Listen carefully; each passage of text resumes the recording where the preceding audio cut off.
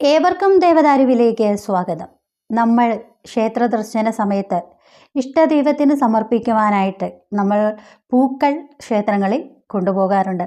എന്നാൽ ചില പൂക്കളുമായിട്ട് ക്ഷേത്രത്തിൽ പോകരുത്, അത് ദോഷം ഉണ്ടാക്കുമെന്നാണ് പറയുന്നത്.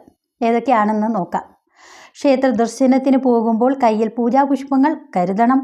അത് സ്വന്തം വീട്ടിലെ പൂന്തോട്ടത്തിൽ നിന്നായാൽ വളരെ നല്ലതാണ്. നമ്മളൊക്കെ നട്ടു വളർത്തുന്ന തുളസി, ചെത്തി, മന്ദാരം ഇതെല്ലാം നമ്മൾ ഭഗവാന് സമർപ്പിക്കാവുന്നതാണ്.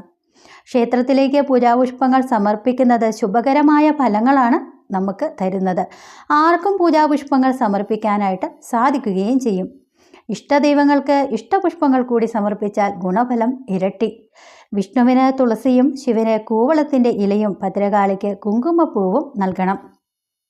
വൈഷ്ണവ ക്ഷേത്രങ്ങളിൽ പോകുമ്പോൾ കൃഷ്ണതുളസി, രാമതുളസി, വെള്ളത്താമര, ചെമ്പകം, നന്ദ്യാർവട്ടം, ജമന്തി, മുല്ല പോലെയുള്ളവ കയ്യിൽ കരുതാം.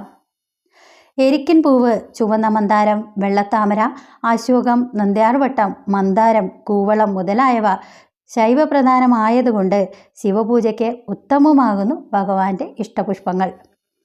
നിലത്തു വീണവ, ഒരു തവണ ഉപയോഗിച്ചവ, ഇതൾ കൊഴിഞ്ഞവ, ഇതളിൽ ദ്വാരമുള്ളവ, വിരിയാത്തവ, തലമുടി വീണ എരിക്കിൻ പൂവ് എന്നിവയൊന്നും യാതൊരു കാരണവശാലും ക്ഷേത്രത്തിൽ സമർപ്പിക്കരുത്. ഇത്തരം പുഷ്പങ്ങൾ സമർപ്പിച്ചാൽ തിക്തഫലങ്ങൾ അനുഭവിക്കേണ്ടി വരും തീർച്ച.